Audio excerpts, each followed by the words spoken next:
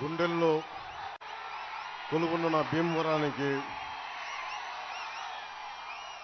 ఈరోజు ప్రత్యేకించి రూపాంతర దేవాలయం దగ్గర ఆ జీసస్ క్రైస్ట్కి నా హృదయపూర్వక నమస్కారాలు నమస్సుమాంజలు తెలియజేసుకుంటూ సోమేశ్వర స్వామి ఆలయానికి సోమేశ్వరుడికి మా ఊళ్ళమ్మ తల్లికి అందరికీ దేవతలందరికీ నా హృదయపూర్వక నమస్కారాలు ప్రార్థనలు తెలియజేసుకుంటూ భీమవరం వదిలి పారిపోయాడని జగన్ ఈ మధ్యన అన్నాడు. ఇక్కడికి వచ్చి ఎవరు పారిపోతారో ఎవరుంటారో చూపిస్తాను నేను.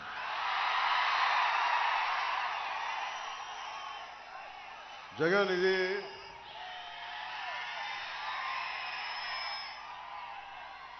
ఎల్లాప్రగడ సుబ్బారావు గారు టెట్రాసైక్లిన్ కనిపెట్టిన వ్యక్తి, భీమవరానికి చెందిన వ్యక్తి, కవి చిత్రకారుడు అడవి బాపిరాజు గారు పుట్టిన నేల ఇది. విష్ణు కాలేజీల స్థాపకులు శ్రీ బివి రాజు గారు పుట్టిన నేల ఇది. ఈరోజు డిఎన్ఆర్ కాలేజ్ గ్రౌండ్ ఇచ్చిన గన్నాబాతులు పెద్దాత గారు పుట్టిన నేల ఇది. అలాంటి నేలలో ఈరోజున్న సమస్య ఏంటంటే గంధి శ్రీనివాస్ అని చెప్పి ఒక రౌడీ ఎమ్మెల్యే రాజ్యం వెళ్తున్నాడు. ఇక్కడున్న నాన్నదమ్ములకి, ఆడపడుచులకి, యువతులకి, అక్కచెల్లెలకి, పెద్దలకి, టీవీల్లో వీక్షిస్తున్న తెలుగు రాష్ట్రాల ప్రజలకి, ముఖ్యంగా ఆంధ్రప్రదేశ్ ప్రజలకి నేను భీమవరం నుంచి పారిపోలా, భీమవరాన్ని బలోపేతం చేయడానికి ఉన్నాను ఇక్కడ.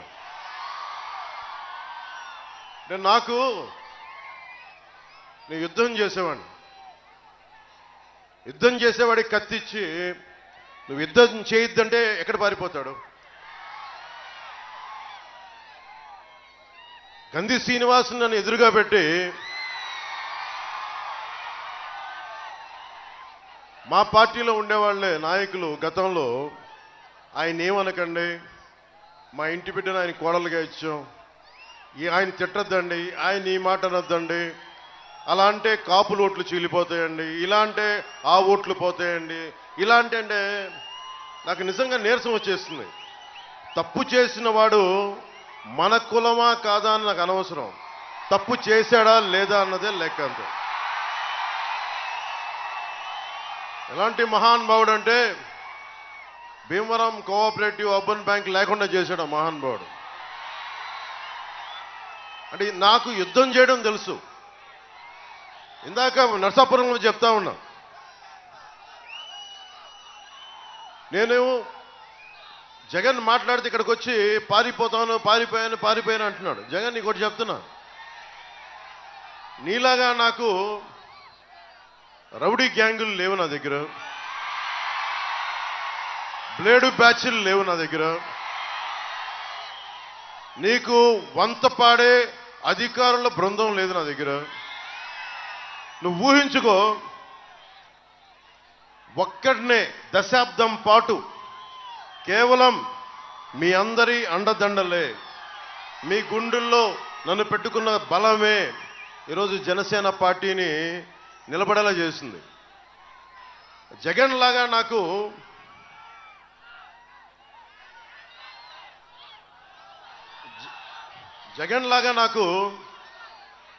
మొదటి తరం, మూడో తరం రాజకీయ నాయకుడిని కాదు. నేను మొదటి తరం రాజకీయ నాయకుడిని.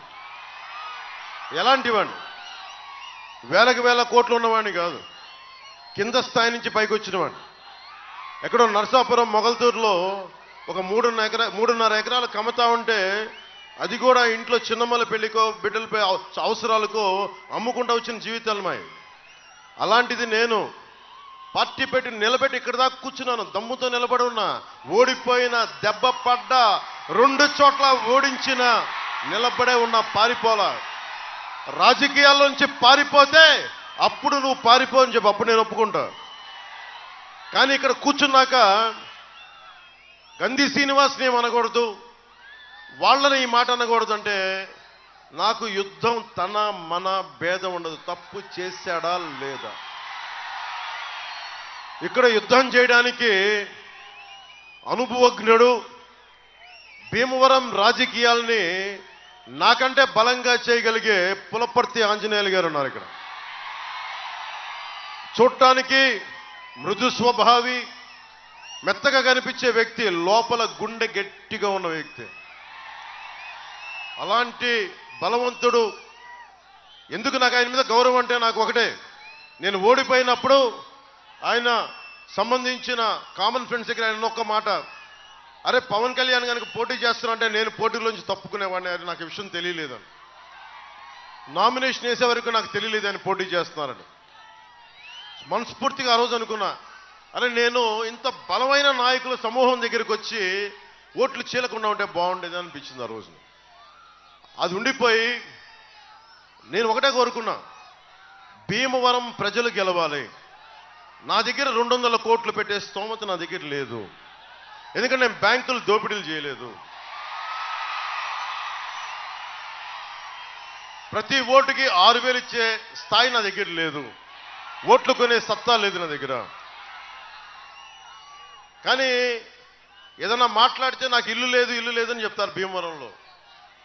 అరే ప్రపంచాన్ని విశ్వాన్ని ఇల్లు చేసుకున్న వాడిని, మా ఊళ్ళమ్మ తల్లిని గుండెల్లో ఇల్లుగా పెట్టుకున్న వాడిని. ఈ తత్వం జగన్ లాంటి వాడికి అర్థం కాదు కదా, పొలిటికల్ పరిభాష వేరు. నేను ఒకటే అనుకున్నా, నేను స్థలం తీసుకుందాం 2 ఎకరాలు ఇవ్వండి అంటే పాపం ఎవరో ఇవ్వడానికి నా దగ్గరికి వస్తే ఒకటే మాట అన్నాడు మన శ్రీను, గంధి శ్రీను, నువ్వు పవన్ కళ్యాణ్ కనుక భీమవరంలో స్థలం ఇస్తే నేను మిమ్మల్ని 30 తిప్పలు పెట్టేస్తానంటే భయపడి సైన్ చేయబోయి నాకు పంపించింది. నాకు అమ్మలేదు స్థలం. నాలాంటి వాడికే గంధి శ్రీని ఇలా బెదిరిస్తుంటే సగటు భీమవరంలో ఉన్న ప్రజల్ని ఎలా బెదిరించో నాకు బాగా తెలుసు. సోడా కొట్టు పెట్టుకున్న వాళ్ళు కూడా బెదిరించేవాడు, ఫుట్పాత్ మార్కెట్లను ఫుట్పాత్ మీద వ్యాపారాలను చూసుకొని బెదిరించేవాడిని. మనకు మద్దతుగా నిలబడ్డారని చెప్పి వైశ్య సమాజాన్ని అందరినీ భయపెట్టినవాడు. పోయిన ఎన్నికల్లో గంధి శ్రీని ఇప్పుడు నేను పోటీ చేయట్లా. ఇప్పుడు నీకు చెప్తున్నా, రూపాంతరం చర్చి నుంచి మా ఊళ్ళో మన గుండెల్లో పెట్టుకొని చెప్తున్నా, నీకు రోజులు దగ్గర పడ్డాయి. నీకు నువ్వు రౌడీజం ఎక్కువైపోయింది నీకు. ముఖ్యంగా నాకు మా ఇంట్లో ఆడబిడ్డలు ఇచ్చాం గంధి శ్రీని వాళ్ళ ఇంట్లోకి అన్నప్పుడు చెప్తా ఉన్నా, గంధి శ్రీని కుటుంబ సభ్యులకు కూడా, అమ్మ నాకు మీ మీద బాధ లేదు కోపం లేదు, కానీ మీ గంధి శ్రీను సన్నిహితులు కానీ కార్యకర్తలు కానీ వాళ్ళు చేస్తున్న దోపిడీలు ఆగడాలు నాకు నచ్చలేదు. గంధి శ్రీనుకి డిపాజిట్ లేకుండా చేయడమే పులపర్తి ఆంజనేయులు గారి గెలుపే లక్ష్యం. మనకి గూండాగర్దీ చేసేవాడు ఈ రోజున మాట్లాడితే నేను కాపు సామాజిక వర్గానికి చెందిన వాడిని చెప్పి గంధి శ్రీనుకి నోరెక్కువైపోయింది ఈ మధ్యన. ఇందాకే చెప్పాను గంధి శ్రీను, నేను నీలాంటి రౌడీల్ని చిన్నప్పటి నుంచి చూశాను, నేను గుర్తుపెట్టుకో. నువ్వు మర్యాదగా మాట్లాడితే నాకు ఓకే. అలాగే గంధి శ్రీను వెనకుండే రౌడీ మూకలు కూడా చెప్తున్నాను, గుర్తుపెట్టుకోండి. మీరందరూ కూడా ఎవరైనా కావచ్చు, ఇబ్బంది పెట్టకండి ప్రజల్ని. మీరు ఏ కులమైనా కానీ నాకు అనవసరం. భీమవరం తాలూకు ప్రశాంతతని దయచేసి చెడగొట్టకండి. ఇది చాలా బలమైన మధ్యతరగతి అట్టడుగు వర్గాలు, బాగా డబ్బున్న వారు అందరూ కలిసిమెలిసి ఉంటున్న నియోజకవర్గం ఇది. అలాంటి నియోజకవర్గంలో గూండాగర్దీతోటి మీరు ఏదన్నా రాజ్యం మీకు చేస్తానంటే రోడ్డు మీదకి వచ్చి చొక్కా పట్టుకొని వెనక్కి బడిచి కొట్లాడటానికి నేను సిద్ధంగా ఉన్నాను. అంజిబాబు గారికి అండగా రేపు పొద్దున ఏదైనా చిన్న సమస్య వస్తే నేను చొక్కా మడిచి నేను వస్తాను రోడ్ల మీదకి. ఆ ధైర్యం మీకు ఇస్తున్నాను, ఆ మాట మీకు ఇస్తున్నాను. అలాగే గంధి శ్రీను అభిమానులు కూడా చెప్తున్నాను, నా అభిమానులు చాలా మంది గంధి శ్రీను చుట్టూ ఉన్నారు, వారికే చెప్తున్నా, మీరు సినిమాల్లో పవన్ కళ్యాణ్ హీరోగా చూస్తుండొచ్చు, నిజ జీవితంలో పవన్ కళ్యాణ్ వేరు. నిజ జీవితంలో పవన్ కళ్యాణ్ దేశం కోసం, సమాజం కోసం చచ్చిపోయే వ్యక్తి. ఇందాక నరసపురం సభలో, ప్రతి సభలో చెప్తా ఉంటాను, నేను గత పాలిటిక్స్లోకి రావాలి అని నిర్ణయించుకున్న రోజు నుంచి ఈ రోజు దాకా, నేను చనిపోయేదాకా రోజుకి 24 గంటలు బతికితే సంతోషం అనుకుంటాను. ఎందుకు చెప్తున్నా, మీలాంటి భవిష్యత్తు, మీ బిడ్డల భవిష్యత్తుకు బాగుండాలంటే తెగించేవాడు ఒకడు కావాలి. గంధిసీను ఒకటే చెప్తున్నా, మీరెవరన్నా సరే మీ నాయకుడు జగన్ కూడా చెప్పు, మీ దగ్గర బ్లేడు బ్యాచ్లు ఉన్నాయో, గంజా బ్యాచ్లు ఉన్నాయో, అందరినీ తీసుకొని భీమవరంలో నువ్వు కోరుకున్న సెంటర్కి రా, నేను ఒక్కనే వస్తాను చెప్తాను. ఒక్కళ్ళు కూడా నేను వద్దని చెప్తున్నాను ఈ రోజున. అలాంటి రౌడీ మూకలను పెట్టుకొని నువ్వు రా, నేను ఒక్కనే వస్తాను భీమవరంలో. నువ్వు ఏ సెంటర్ కావాలంటే ఆ సెంటర్కి రా చెప్పు. పులివెందల నుంచి ఆ బాంబులు వేసే బ్యాచ్లను కూడా తెచ్చుకొని నీకు ఒక్కనే వస్తాను. నా పిచ్చ, నా తెగింపు మీకు తెలియదు. ప్రజాస్వామ్యాన్ని విఘాతం కలిగించే ఎవడైనా సరే కాళ్ళు కీళ్ళిర కూడా కింద కూర్చోబెడతాను, గుర్తుపెట్టుకోండి. మీరేం దిగొచ్చారా? మీరు ప్రత్యేకంగా పుట్టారా? మీరు మిమ్మల్ని కొడితే ఒంట్లో నుంచి బ్లూ కలర్ బ్లడ్ వస్తా మీకు? ఒళ్ళు దగ్గర పెట్టుకొని మాట్లాడండి. జగన్ కూడా చెప్తున్నా, అమ్మా ఇంతమంది ఆడబిడ్డలు ఉన్నారు ఇక్కడ, ఇంతమంది ఆడపిల్లలు ఉన్నారు కింద, టీవీల్లో వీక్షిస్తున్న మహిళలు ఉన్నారు. ఒక రాష్ట్ర ముఖ్యమంత్రి, 151 మంది ఎమ్మెల్యేలు ఉన్నారు, 30 మంది పార్లమెంట్ సభ్యులు ఉన్న వ్యక్తి మాట్లాడితే వ్యక్తిగత జీవితం గురించి మాట్లాడతాడు. ఏం జగన్, నోరు ఎలా ఉందే నీకు?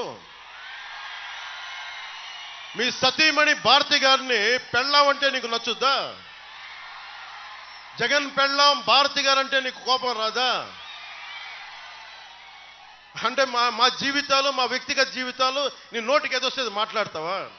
నీకు బుద్ధి ఉందా? నీకు ఏమాత్రం ఇంగిత జ్ఞానం ఉందా? నువ్వు ఒక ముఖ్యమంత్రివేనా? అరే, ఎవరి జీవితాల్లో, వ్యక్తిగత జీవితాల్లో ఒడిదుడుకులు ఉన్నావు? అందరి సంసారాలు సవ్యంగా సాగుతున్నాయా? ప్రతి కుటుంబంలో విభేదాలు లేవా? భార్యాభర్తల మధ్య అందరూ సమగ్రంగా సాన్నిహిత్యంగా ఉండలేని పరిస్థితుల్లో విడిపోతారు. అరే, నా జీవితంలోంచి వెళ్ళిపోయిన ఆడబిడ్డల్ని కూర్చోబెట్టి నువ్వు మాట్లాడితే ముగ్గురు పెళ్ళాలంటే మూర్ఖుడా, నీ మూర్ఖుడా, దిగజారిపోయిన మూర్ఖుడా. ఏం ఒళ్ళు ఎలా ఉంది నీకు? భయపడతావా?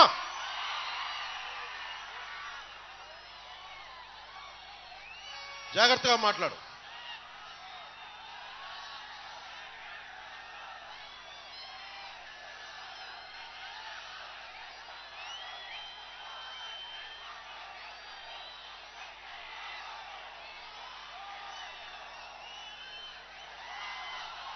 ఎన్డీఏ కూటమి నరసాపురం పార్లమెంటు నుంచి భూపతిరాజు శ్రీనివాస వర్మ గారు పోటీ చేస్తా ఉన్నారు కమలం గుర్తు మీద. జనసేన, టీడీపీ, బీజేపీ కూటమి లక్ష్యం సంక్షేమంతో పాటు అభివృద్ధి లక్ష్యంగా కూటమి పనిచేస్తుంది. ప్రతి చేతికి పని, ప్రతి చేనుకి నీరు జనసేన, టీడీపీ, బీజేపీ కూటమి యొక్క లక్ష్యం. ఎన్నికల్లో హామీ ఇచ్చిన ప్రతి కార్యక్రమం అమలయ్యే విధంగా చూసే బాధ్యత జనసేనది. దీనికి బాధ్యత మేము తీసుకుంటాం. ఈ హామీలన్నీ అమలయ్యే విధంగా చూసే బాధ్యత జనసేనది. ఇచ్చిన ప్రతి హామీకి జవాబుదారీగా ఉంటాం. జనసేన, టీడీపీ, బీజేపీ కూటమి నదుల అనుసంధానం చేసే ప్రక్రియకి శ్రీకారం చుట్టి ప్రతి చేనుకి నీరందించి రాష్ట్రంలో వలసలు, పస్తులు లేని సంపూర్ణ, సమగ్ర, బలమైన స్వర్ణ ఆంధ్రప్రదేశ్ నిర్మించడమే మన లక్ష్యం. ఆంధ్రప్రదేశ్కి జీవనాడి అయిన పోలవరం ప్రాజెక్టు కాల పరిమితిలో పూర్తి చేస్తాం. ప్రతి నీటి పట్టుని వాడుకోవడానికి సముద్ర పాలు కాకుండా చూడటమే కూటమి యొక్క లక్ష్యం. ముఖ్యంగా యువతకి స్కిల్ డెవలప్మెంట్ శిక్షణ ఇచ్చి వారి కాళ్ల మీద వారు నిలబడేటట్లు చేయడం, తద్వారా ప్రతి చేతికి పని కల్పించడమే కూటమి యొక్క లక్ష్యం. చేతి వృత్తులు, కుల వృత్తుల్ని పరిరక్షించడమే కూటమి లక్ష్యం. కూటమి అధికారంలోకి వచ్చిన వెంటనే మెగా డిఎస్సి విడుదల చేస్తాం. ప్రతి సంవత్సరం క్రమం తప్పకుండా జాబ్ క్యాలెండర్ని విడుదల చేస్తాం. 50 సంవత్సరాలు నిండిన బీసీలకి నెలకి 4,000 రూపాయల పెన్షన్ 1వ తేదీనే ఇంటి వద్దనే అందజేస్తాం. స్కూల్కి వెళ్లే ప్రతి విద్యార్థినికి 15,000 రూపాయలు ఎంతమంది పిల్లలు ఉంటే అంతమంది తల్లికి అందజేస్తాం. సంవత్సరానికి ఆడపడుచులకి, మహిళలకి 3 గ్యాస్ సిలిండర్లని ఉచితంగా అందజేస్తాం. ప్రతి రైతుకి సంవత్సరానికి 20,000 రూపాయలు ఆర్థిక సహాయం అందిస్తాం. ప్రతి మహిళకి నెలకి 1,500 రూపాయలు అందజేస్తాం. మహిళలకి ఉచితంగా బస్సు ప్రయాణం కల్పిస్తున్నాం. దానికి ఆటో సోదరులందరూ భయపడాల్సిన అవసరం లేదు. మీ జీవనోపాధికి భంగం కలిగించకుండానే ఆ పథకాన్ని ముందుకు తీసుకెళ్తాం. పేదల కడుపు నింపడానికి అన్న క్యాంటీన్లతో పాటు డొక్కా సీతమ్మ క్యాంటీన్లను కూడా ముందుకు తీసుకెళ్తాం. ముఖ్యంగా బీసీ సోదరులందరికీ, సోదరీమణులకి జగన్ వచ్చాక 34% రిజర్వేషన్లు, స్థానిక ఎన్నికల రిజర్వేషన్లని 24% చేశారు. కూటమి ప్రభుత్వం రాగానే తిరిగి 24 నుంచి 30 నెలలకి దాన్ని పునరుద్ధరిస్తాం. బీసీ, ఎస్సీ, ఎస్టీ, మైనారిటీ నిధుల్ని వారికే ఖర్చు చేస్తాం. ఎట్టి పరిస్థితుల్లో వాటిని దారి మళ్లించాం. ఏ ఉద్దేశంకి అయితే దాన్ని ఇవ్వబడిన నిధులు దానికోసమే ఖర్చు పెడతాం.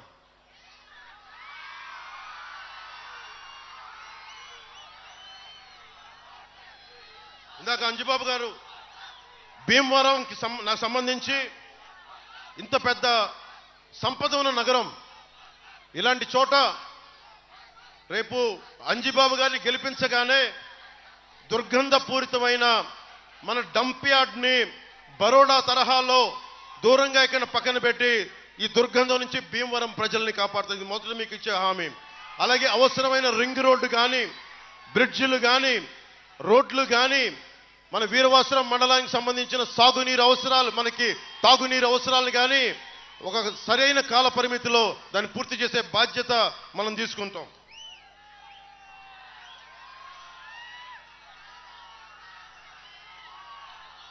వైసీపీ నాయకులు వస్తే ఒకటే చెప్పండి, భీమవరంలో నేను పోటీ చేస్తున్నాను 2019లో అని చెప్పి వీరవాసరం తాగునీటి కష్టాలను తీర్చేస్తామన్నాడు. ఒక్క వాటర్ ట్యాంక్ కట్టలేదు. ఇదే భీమవరంలో టిట్కో ఇళ్ళకి 3 లక్షలు ఎందుకు కట్టాలి, ప్లాట్స్ కి ఫ్రీగా ఇస్తామన్నాడు. ఒక్క ప్లాట్ ఇవ్వలేదు. యలమందూరులో ఎఫ్లూయెంట్ ప్లాంట్ కట్టిస్తానని చెప్పాడు, అది చేయలేదు. రింగ్ రోడ్ అన్నారు ఇందాక అంజిబాబు గారు చెప్పినట్టుగా, అది చేయలేదు. డంపింగ్ యార్డ్ అని చెప్పాడు, అది చేయలేదు. ఆక్వా యూనివర్సిటీ అన్నాడు, అది చేయలేదు. నిరుద్యోగ యువతకి కారు కావాల్సి వస్తే కారు, ఏది కావాల్సి సబ్సిడీలో ఇస్తా అని చెప్పి భీమవరంలో హామీ ఇచ్చాడు. సబ్సిడీ తర్వాత విషయం, ఒక్క డిఎస్సి నోటిఫికేషన్ కూడా ఇవ్వలేదు. గ్రూప్ నోటిఫికేషన్ ఇవ్వలేదు. టెన్యూర్ మొత్తంలో ఒక కానిస్టేబుల్ కూడా రిక్రూట్మెంట్ కూడా ఇవ్వలేదు. రాష్ట్ర వ్యాప్తంగా జగన్ నేను భీమవరం నుంచి పారిపోయానని చెప్తాను. నువ్వు హామీల నుంచి ఎలా పారిపోయావో చెప్తాను. కొండంత రాగం తీసావు, కూని రాగాలు కోడి కత్తంత పోటు పడిచినట్లు ఉంటాయి. అవ్వలు, అక్కలు, చెల్లెళ్ళు, అన్న, తమ్ముడు అని సాగదీస్తూ నువ్వు చెప్పే హామీలు. ఇవాళ రాష్ట్రం మొత్తం జగన్ చెప్తున్న ప్రచారం చేసుకుంటున్న అబద్ధం, నవరత్నాలు అమలు పరిచాడు అని చెప్పి ఒక గోబల్స్ ప్రచారం. ఇది కన్వీనియంట్ గా ప్రచారం చేసి నిజంగా నువ్వు చేసిన హామీలే నిజంగా నెరవేరిస్తే ఈ రోజున కూటమి ప్రభుత్వం స్థాపించదు. ఖచ్చితంగా నువ్వే కాకపోతే నువ్వేమీ చేయలేదు కాబట్టి మేము అత్యధిక మెజారిటీ తోటి మేము స్థానాలు గెలిచి జనసేన, టీడీపీ కూటమి ప్రభుత్వాన్ని ఈ ఎన్నికల్లో స్థాపిస్తున్నాం.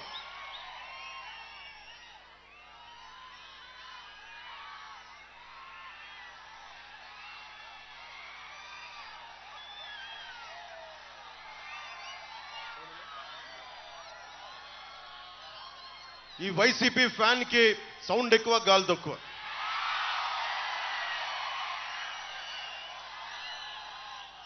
కరెంటు బిల్లులు, ఇల్లు ఉంది, కరెంటు బిల్లు ఎక్కువ ఏదో కారణం చెప్పి కొన్ని లక్షల మందికి పెన్షన్ తీసేశాడు.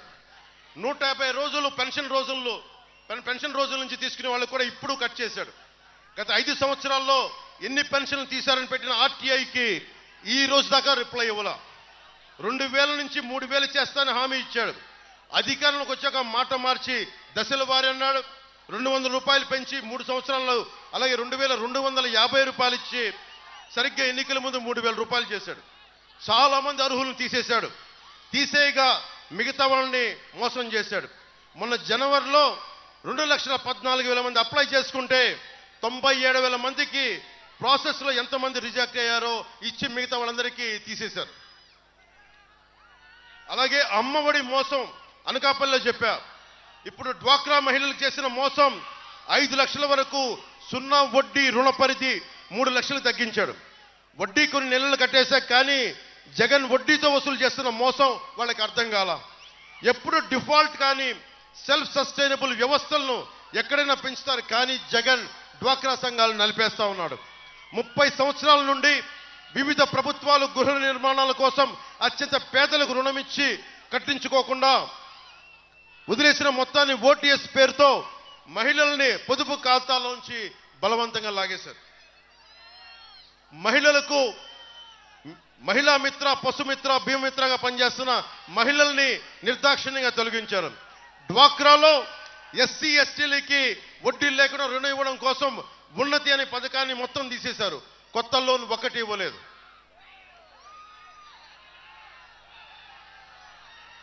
రాష్ట్రం మొత్తం మీద గత ప్రభుత్వం మొదలుపెట్టిన స్కిల్ సెంటర్స్ అన్ని మూసేశారు. కేంద్ర ప్రభుత్వం మొదలుపెట్టిన నరేంద్ర మోదీ గారి నాయకత్వంలో మొదలుపెట్టిన దీన్ దయాళ్ ఉపాధ్యాయ గ్రామీణ కౌశల్ యోజన ద్వారా వచ్చే నిధులన్నీ ఖర్చు అయిపోయినట్టు చూపించారు. కానీ ఈ పథకం కింద కేంద్ర ప్రభుత్వం ప్రతి విద్యార్థికి 30,000 రూపాయల నుంచి 40,000 రూపాయలు అలాట్ చేస్తుంది. కానీ అది ఎటులిపోయినా ఈ రోజు దాకా లెక్కలు చూపించలేదు. తెలంగాణలో ఇదే కేంద్ర ప్రభుత్వం ద్వారా 5.76 లక్షల మంది ఉపాధి పొందారు, లెక్కలు విడుదల చేశారు. కానీ ఆంధ్రప్రదేశ్కి వచ్చేటప్పటికి ఒక్క లెక్క విడుదల చేయలేదు. ముఖ్యంగా స్కిల్ డెవలప్మెంట్కి సంబంధించి నైపుణ్య వికాసం ప్రాజెక్టులో పనిచేసిన 850 మంది ట్రైనర్స్కి ఈ ప్రభుత్వం వచ్చాక 2 సంవత్సరం పాటు జీతం మానేసి కోవిడ్లో టర్మినేట్ చేశారు. వాళ్ళ జీతాల కోసం ఈరోజు చిరంజీవి గారిని పిచ్చి కూతలు కూసిన సజ్జల రామకృష్ణారెడ్డి గారి ఆఫీసు ముందు హత్యాయత్నం చేశారు, ఆత్మహత్యాయత్నం చేశారు. ఈ జీతాలు ఎవరికి డివియేట్ చేశారు? సజ్జల గారికి, వైవి సుబ్బారెడ్డి గారికి, వారి అనుంగ మొత్తం పార్ట్నర్స్ అందరికీ, స్టాఫ్కి మొత్తం జీతాలు నైపుణ్యాభివృద్ధి మీకు రావాల్సిన నిధుల నుంచే వాళ్ళకి ఇస్తా ఉన్నారు. స్కిల్ డెవలప్మెంట్ 5 సంవత్సరాల తర్వాత పని లేదని ముందే నిర్ణయం చేసినట్టున్నారు వీళ్ళంతా. మన రాష్ట్రంలో ప్రతి సంవత్సరం 130,000 మంది విద్యార్థులు డిగ్రీ ఇంజనీరింగ్ పూర్తి చేస్తున్నారు. దాంట్లో 30% కంటే కూడా తక్కువ మంది క్యాంపస్ ఉద్యోగాలకు వెళ్తా ఉన్నారు. మిగతా 70 మందికి ఉపాధి అవకాశాలు చూపించాల్సిన అవసరం ఉంది. ఇలాంటి పరిస్థితుల్లో మీకు కావాల్సింది మాటలు చెప్పేవాళ్ళు కాదు. నేను మీకు మాటిస్తున్నా, దశాబ్దం నుంచి ఒంటరి యుద్ధం చేస్తున్నా. ఇదే భీమవరంలో నేను ఓడిపోయినా వచ్చి మళ్ళీ అదే ధైర్యంగా చెప్తున్నాను. నేను రాజకీయాల నుంచి పారిపోతే పార్టీ పెట్టేవాడినే కాదు. ఇందాక చెప్పినట్టుగా జగన్కి పులివెందుల ఉంది. వాళ్ళ తాత, వాళ్ళ నాన్నగారు, వాళ్ళ బాబాయ్ వాళ్ళు చేసుకున్న నియోజకవర్గాలు. నేను పార్టీ పెట్టాలి, నా నిధులు నేనే సమకూర్చుకోవాలి, మన కావాల్సిన ఐడియాలజీ నేనే క్రియేట్ చేసుకోవాలి, నేనే ప్రభావితం చేయాలి. ఇన్ని చేసి నా దురదృష్టం, నాకు నియోజకవర్గాన్ని నేను దృష్టి పెట్టాల. సంపూర్ణ విశ్వం ఒక రాష్ట్రం కోసం ఆలోచించాను తప్ప అరే నాకు ఒక నియోజకవర్గం ఉండాలనే దృష్టి నేను పెట్టాల. నాకు నిజంగా ప్రజలు 5 కోట్ల మంది ప్రజలు గుండెల్లో పెట్టుకున్నవాడిని. నా కోసం ఒక నియోజకవర్గం ప్రజలు 90% నిలబడతారనుకుని నేను నిజంగా దృష్టి పెట్టాల. కానీ ఈ ఎన్నికల్లో మన జనసేన గెలవలేదు లాస్ట్ సారి, పోయినసారి. ఈసారి జనసేనని బలంగా గెలిపించండి. పులపర్తి ఆంజనేయులు గారు, ఆయన అనుభవం చాలా అవసరం.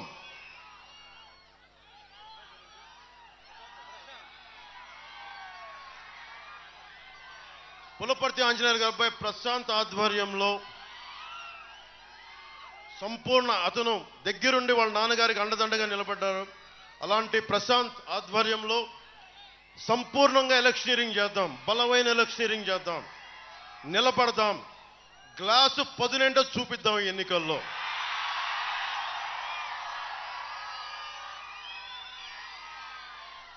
మనందరం ఆడబిడ్డలు ఉన్నారు ఇక్కడ. అందరికీ చాలా మంది విభిన్నమైన కులాలకు చెందిన యువతీ యువకులు ఉన్నారు. మీ అందరికీ గణాంకాలు తీస్తారు, కుల గణాంకాలు. మీది ఏ కులం, ఏ సామాజిక వర్గం, మీ జీతభత్యాలు ఎంత, మీకు ఆస్తిపాస్తులు ఉన్నాయని అడుగుతారు. నాకేమనిపిస్తుందంటే మీకు ఏం కావాలి, నీకు ఎట్లాంటి స్కిల్ డెవలప్మెంట్ కావాలి, నీ అభిరుచి ఏంటి, నీకు ఏమైనా స్కిల్స్ కావాలా, నీకైనా మెరైన్ ఇంజనీరింగ్ మీద నీకు అవగాహన కావాలా, ఏదైనా ప్రత్యేకమైన స్కిల్ డెవలప్మెంట్ కావాలా అని చెప్పి ఆ గణాంకాలు అడిగే పరిస్థితుల్లో లేరు ఎవరు. మన చంద్రబాబు నాయుడు గారు నేను మాట్లాడుతా ఒకటే చెప్పాను, భవిష్యత్తులో కుల గణాంకాలతో పాటు యువతకి కావాల్సిన ప్రతిభ, సమర్థత, అభిరుచి గణాంకాలను తీసుకోండి. దానికి తగ్గట్టుగా టైలర్ మేడ్ స్కిల్ డెవలప్మెంట్ చేయాలి. 2047కి భారతదేశం సూపర్ పవర్ అవ్వాలి అంటే ఒక దేశపు సంపద నదులు, అరణ్యాలు, ఖనిజాలు కాదు, కలల ఖనిజాలతో చేసిన యువత. అలాంటి యువతకి నేనే ఉన్నా. చాలా సభలో చెప్పాను, ఇంకోసారి చెప్తున్నా. నేను ఒకరిని వచ్చి ఒక చిన్నపాటి యాక్టింగ్ స్కిల్ నేర్చుకుంటే అది ఎంతో నాకు అభివృద్ధి చేసి చాలామంది అభిమానం సంపాదించుకొని ఒక పార్టీ పెట్టే స్థాయికి పట్టుకొచ్చింది నన్ను. అలాంటిది మీకు చిరంజీవి గారు నాకు కూర్చోబెట్టి ఒక స్కిల్ డెవలప్మెంట్ నేర్పించారు, యాక్టింగ్ అని ఒక స్కిల్ డెవలప్మెంట్. ప్రభుత్వం ఎలా ఉండాలి అంటే చిరంజీవి గారు వాళ్ళ తమ్ముడు పవన్ కళ్యాణ్కి ఎలాంటి స్కిల్ డెవలప్మెంట్ నేర్పించారో, ఆంధ్రప్రదేశ్ ప్రభుత్వం ఎలా ఉండాలి అంటే చిరంజీవి లాంటి పెద్దనలాగా ఉండాలి.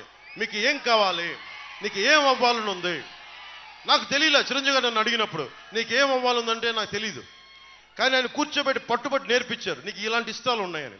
అలాగే ప్రభుత్వం పెద్దన్న పాత్రలో ఉంటే మీకు ఏం కావాలి, మీకు ఎలాంటి అభివృద్ధి కావాలి, ఎంత అలా కాకుండా కూర్చోబెట్టి మీకు 5,000 రూపాయలు ఇస్తామని చెప్పి వాలంటీర్ ఉద్యోగాలకు కూర్చోబెడితే సలసల కాగే రక్తాన్ని మీరు కూర్చోబెట్టి చిన్న ఉద్యోగాలకు పరిమితం చేస్తున్నాం.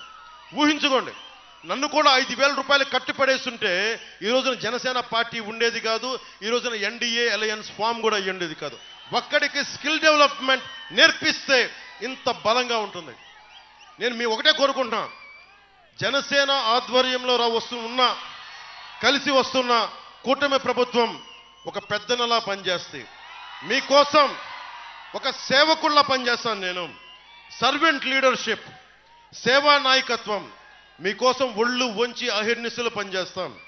గత 20 రోజుల నుంచి నాకు వైరల్ ఉంది, నా బాడీ అంతా వైరల్ ఫీవర్ కంటిన్యూ అవుతా ఉంది. కానీ ఎందుకు నలుగుతున్నాను, ఎందుకు నిలబడుతున్నానంటే నా ప్రాణం పోయినా పర్లేదు, ఆరోగ్యం పోయినా పర్లేదు, మీ ఆరోగ్యం బాగుండాలి, మీ భవిష్యత్తు బాగుండాలి, దీనికోసం నిలబడాము. సో ముగింపు వాక్యాలకు ఒకటే చెప్తున్నా, మమ్మల్ని నమ్మండి. ఒక్కళ్ళం కాదు, ఇద్దరం కాదు. కేంద్రంలో ప్రధానమంత్రి గారు, రాష్ట్రంలో నేను, నారా చంద్రబాబు నాయుడు గారు, మేమందరం కూర్చొని ఇక్కడ అసెంబ్లీలో మన భీమవరానికి పులపర్తి ఆంజనేయులు గారు, పార్లమెంటుకి భూపతిరావు శ్రీనివాస్ వర్మ గారు, ఉండికి రఘురామకృష్ణరాజు గారు, ఇలాంటి వ్యక్తులందరూ సమూహం. పోయినసారి పశ్చిమ గోదావరి జిల్లాల్లో 15కి 15 కొట్టాం అసెంబ్లీలు. ఈసారి 15కి 15 అసెంబ్లీలు కొట్టడమే కాదు, ఒక్క వైసీపీ ఎమ్మెల్యే కూడా డిపాజిట్ లేకుండా చేయడం కూడా మన లక్ష్యం. జగన్, నువ్వు భీమవరంలో వచ్చి నువ్వు రెచ్చిపోయి మాట్లాడావు కాబట్టి ముగింపు నీతోనే ముగిస్తున్నా. జగన్ నీకు చెప్తున్నా, జగన్ కుటుంబ సభ్యులు కూడా చెప్తున్నా, మీ ఇంట్లో కూడా ఆడపడుచులు ఉన్నారు. ప్రతి ఒక్కరి జీవితంలో వారి వ్యక్తిగత జీవితం, నా జీవితంలోంచి వెళ్ళిపోయిన పాపం వాళ్ళను కూడా రోడ్ల మీదకి లాగుతున్నావు. ఇది ఎందుకు చెప్తున్నానంటే చాలా మంది పవన్ కళ్యాణ్ కదా అంటుంది, మాకేమవుద్ది అనుకుంటున్నారు. అనుకోకండి. వీళ్ళను వదిలేస్తే రేపు పొద్దున మీ ఇళ్లలోకి వచ్చి మీ ఆడబిడ్డలను కూడా అంటారు. చంద్రబాబు నాయుడు గారి సతీమణ్ణే వదల్లా, షర్మిల గారిని వదల్లా, డాక్టర్ సునీత గారి సొంత చెల్లెళ్ళు వాళ్ళిద్దరినే వదల్లా. మిమ్మల్ని ఎందుకు వదులుతాడు అనుకుంటున్నారు? జగన్ ఒక్కడు రౌడీజం చేస్తే అర్థం చేసుకోగలం.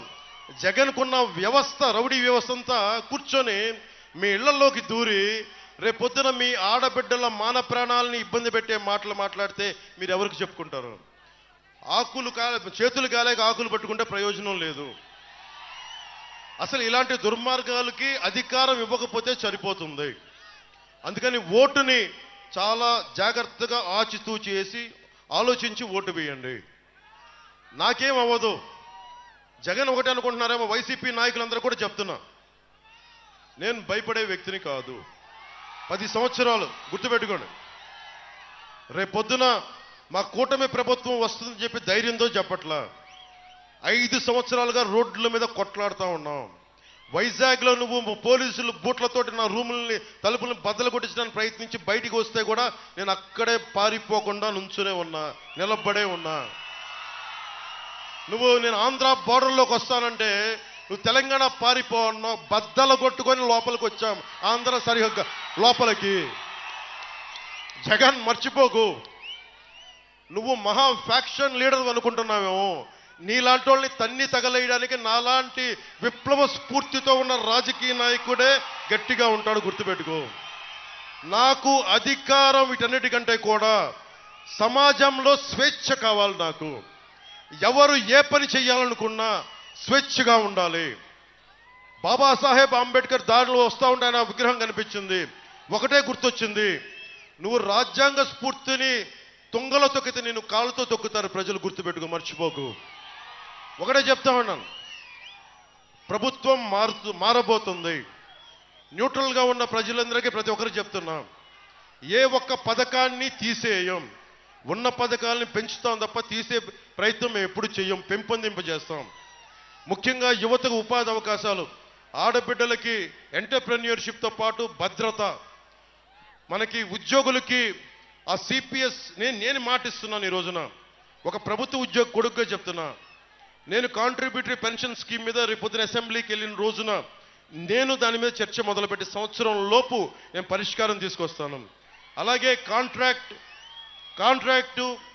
మనకి ఉద్యోగస్తులకి, టెంపరీ ఉద్యోగస్తులకు కూడా నేను మీకు పరిష్కార మార్గం మేము వెతుకుతాం.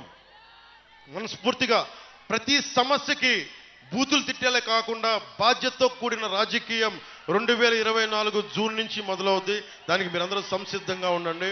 మనస్ఫూర్తిగా కూటమిని గెలిపించనని మనస్ఫూర్తిగా మీద తెలియజేసుకుంటూ, జగన్ ఇంకొక డేంజర్ ఉంది, గుర్తుపెట్టుకోండి. రేపు పొద్దున్న మీ ఆస్తి పత్రాలు ఫస్ట్ మొదట ఏం చేశాడు, ఆంధ్రప్రదేశ్ రాజముద్ర ఉంటుంది మన ఆస్తులు పత్రాల మీద, జగన్ బొమ్మ వచ్చింది, దాన్ని డిజిటలైజ్ చేసేస్తున్నాడు. అంటే రేపొద్దున మన ఆస్తుల్ని అతను వస్తే తాకట్టు పెట్టేస్తాడు, గుర్తుపెట్టుకోండి. జగన్ డేంజర్ మీరు ఒకటే గుర్తుపెట్టుకోండి. జగన్ మద్దతుదారులు కూడా చెప్తున్నా, మీ ఆస్తి పత్రాలు అతన్ని గనక గెలిపిస్తే మీ ఆస్తి పత్రాలు జగన్ చేతిలో ఉంటాయి. అన్నీ డిజిటలైజ్ చేసేశాడు, మీ ఆస్తుల్ని దోచేస్తాడు. ఇన్ని విలువైన వేల కోట్ల ప్రభుత్వ ఆస్తుల్ని తాకట్టు పెట్టేసినాడు, మీ వ్యక్తిగత ఆస్తులు కూడా తాకట్టు పెట్టేస్తాడు. అందుకని జగన్కి ఓటేసేటప్పుడు జగన్ మద్దతుదారులకే చెప్తున్నా, మీరు ఆలోచించుకోండి. మావాడు అని చెప్పి భుజాల మీద ఎక్కించుకుంటే ఏం చేశాడు మీకు అర్థమైంది కదా. ఉన్నోళ్ళందరినీ తన్ని తగలేశాడు. కానీ మేము, ముఖ్యంగా నేను, అన్ని మతాలని, ప్రాంతాలని, కులాలని గౌరవించేవాడిని. పార్టీలకు అతీతంగా నేను నిలబడతాను. కాకపోతే నాకు కావాల్సింది ఒకటే, రాజ్యాంగాన్ని పరిరక్షించండి. జనసేన, టీడీపీ, బీజేపీ కూటమి మేము మిమ్మల్ని పరిరక్షిస్తాం. అదొకటే. అన్నిటికంటే కూడా రౌడీజం, గుండాగర్ది, బ్లేడు బ్యాచ్లు ఇవి లేకుండా సమూలంగా తుడిచేసే బాధ్యత కూటమి ప్రభుత్వం తీసుకుంటుంది. దాని ముందుండి మేము నడిపిస్తాం. ఈ మాట మీకు ఇస్తున్నాను.